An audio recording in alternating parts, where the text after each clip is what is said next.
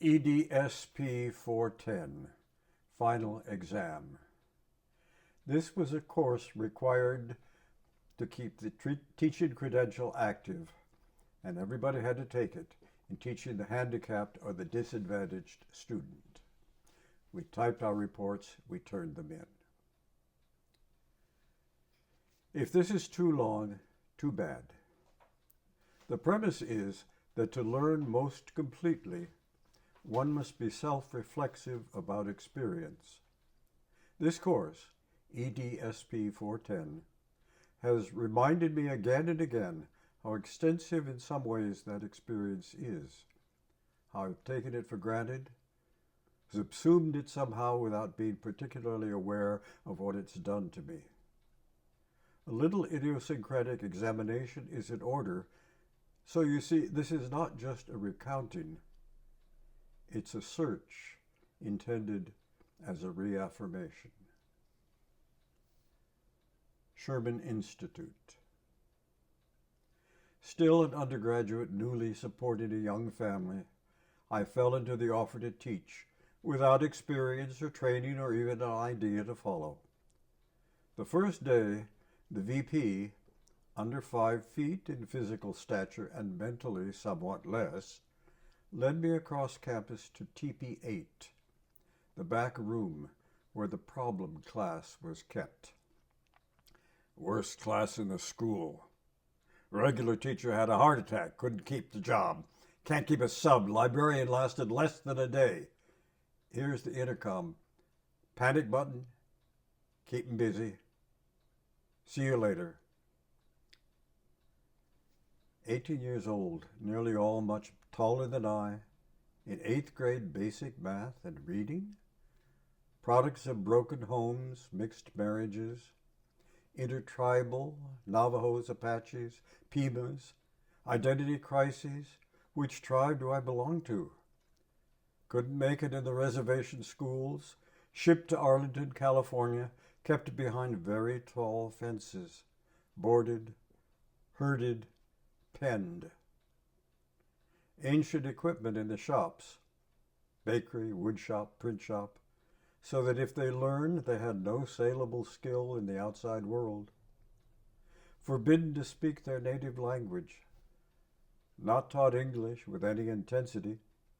The kids, students, were not only culturally deprived, language deprived, but were denied any access to a way out. They make us go to chapel, they said, in a federal school? Not understanding what brand of religion, mostly Presbyterian, was forced on them, only that it was not their own. They confided in me. I had the feeling of greatly privileged information, that they still conducted their native ceremonies as best they could, having maneuvered permission to construct the fire rings on campus under the guise that they were doing barbecues, community sing gatherings.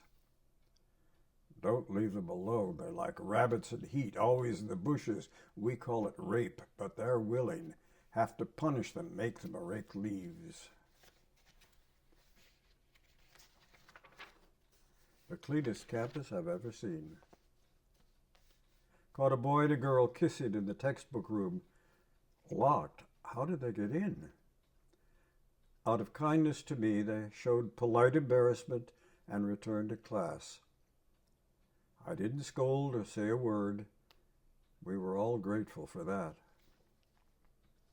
What dumb luck made me so successful with these students who worked away at their lessons with some show of diligence, meaningless problems in ancient textbooks, and amused forbearance for the new kid teacher. I watched and learned, gave individual attention, and gradually some class lessons, didn't nag or push or yell. We tested each other and found we were all right together. I remember the awful day I brought in Salinger's The Laughing Man, because I thought, remembering it, that they'd like the story as much as I had, so I began reading it, and they didn't understand it at all.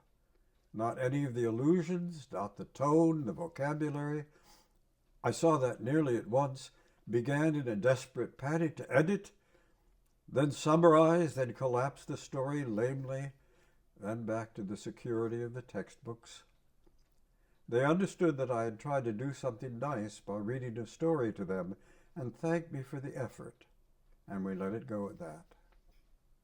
Brought my typewriter one day, writing letters and or essays. They were fascinated, eager, like children, and we set up a schedule, a sign-up sheet where they took turns, and I coached them, yes, of course, after they had done some work to earn the privilege, Was told by the administration, don't let them touch that typewriter. You'll only give them the false illusion that they might amount to something, have a chance to become a secretary, maybe. But it's my typewriter. Doesn't matter, I forbid you to let them use it. So I moved the machine into the back conference room, out of sight, and we kept the schedule going. I wasn't, and am not, courageous, but very upset. Administrators and some teachers would flaunt remarks like, lazy good-for-nothing Indians, all they want is a blanket and a bottle of firewater. Yes, that's verbatim. First faculty meeting, there was a presentation by the math department on the new math, 2 or 3 years old by then, and the principal, whom I'll call Edgar Salmon, because that was his name, said, you may not teach these new concepts. I don't understand them myself, and they can't lead to anything good. These students can't even learn to calculate. I remember the basketball game against another school. The cheerleaders, 4 or 5 fat girls in gaudy short rah-rah skirts, bemused, somnolent, going through the motions of someone else's game that they didn't want to play, trying to pretend to try to coerce their peers into a public demonstration of frenzy, and no one cheered. And they looked in helpless anguish toward the rulers of the school as if to say, don't put us in this situation. And the rulers of the school glaring in hopeless, frustrated anger. I remember how the girls would come up to my car when my wife came to pick me up, and would peek through the window, and girls would giggle in approval and come back for another look. I remember how townspeople would drive up on the weekends to rent an Indian for a few hours to clean house or stables. I remember how we all gathered in the main room of one of the residence buildings to watch Johnson's inauguration on TV. Yes, that dates me. And the kids, students, came back to class and drew cartoons, very sharp and funny, showing the man shaking his finger at the camera and saying, I want you all to think the way I think, and you'd better do it or else. They drew pictures, hid them when they saw me see them, then thawed out when I showed interest, and drew, for class credit, often lovely scenes of the desert they had not seen for 2 years, rocks and horses and sky. I brought my tape recorder, and I had a great time singing tribal songs and beating out the old rhythms on the desks and walls, a tape I cherish. One girl told me she wanted to become a pop singer, and in a high, clear, thin voice sang Angel Baby, a song she said she had written herself, but that I had just heard on the car radio that morning on the way to work. The class listened to her with respect for her singing and for her ambition to be a singer. And I cried at home over my students and didn't know what to do for them and tried to teach them what I could. And what did I learn from that intense, brief bit of my life? How easy it is to destroy a people, to force handicaps upon them. How important language is as the medium of life itself, our identity, our experience of the world.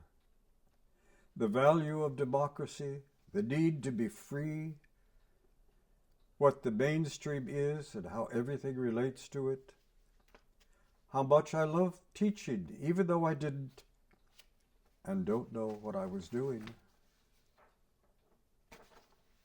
Stay with us, the administration said, and those few well-meaning, motivated teachers who worked not for the money and not for the lower hiring qualifications. And the students said, stay with us, but not always in words. We can legally hire you for a month at a time with 1 day off in between, said the administrators, one good one in the lot. And I said with surprising maturity, I need to return to school myself and finish my degree because I'm already out of phase and haven't graduated yet. We understand, they said, but come back to us if you can. Think of Indian service. I do, and I will, I said, and I have. Here's another of the many Indian poems from that time, this one from Many Smokes, Native American Earth Awareness magazine. Tribal Council. The gathering of nations is a coming together of the fragments of our scattered lives. We learn again the joy of what we say as what we do. Our body becomes whole. Our courage becomes intense. Our words hang in the air for days.